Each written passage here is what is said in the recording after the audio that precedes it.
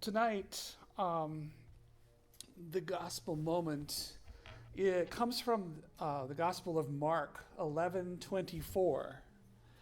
Whatever you may ask for in prayer, believe you will receive it and will be granted to you. Whatever you may ask for in prayer, believe you will receive it and it will be granted to you. And this is found in chapter 27 of the Gospel according to Spiritism, and it is item 5. When Jesus, our example, prayed, "Everything is possible for you, yet I want your will to be done, not mine." Our prayers are often motivated by our own interests and desires. We'd like to hear that we can have anything. As a child, for me, this passage was very confusing. It almost seemed magical. But soon as I grew, I realized that I can pray, but I have to do something to receive. As I matured in study, I soon realized there was much more to these words. In focusing on Jesus' words just before and after this passage, he is telling his disciples to first have faith, then to forgive anyone you're holding a grudge against, so the Father in heaven will also forgive you.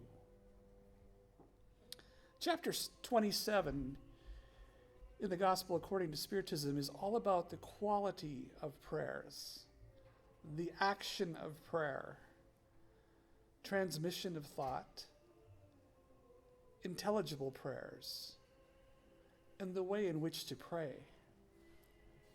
There are those who contest the effectiveness of prayer on the grounds that as God knows all of our needs, it is useless for us to enumerate them to him.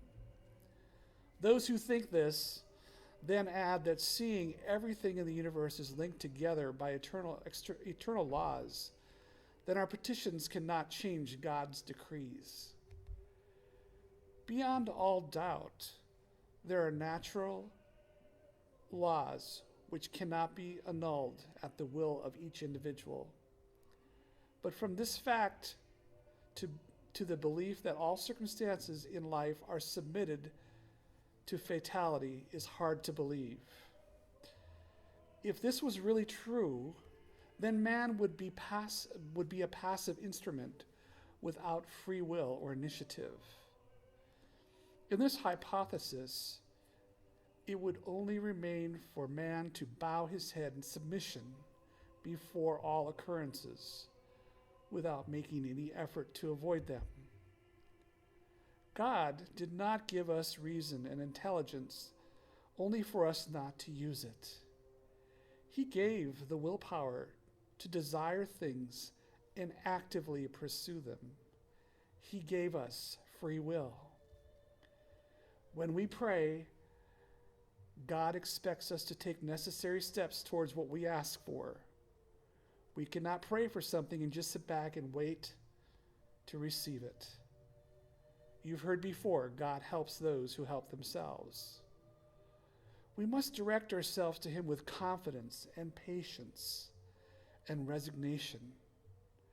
When we pray, our prayers should be followed by our will to change what those things in order to work our way to the answers. If we are in the desert and we are very thirsty and we fall faint, what do? We get up and we take one of the paths that God has shown us to get the water we need. And then God provides for us that sustenance. Thank you very much.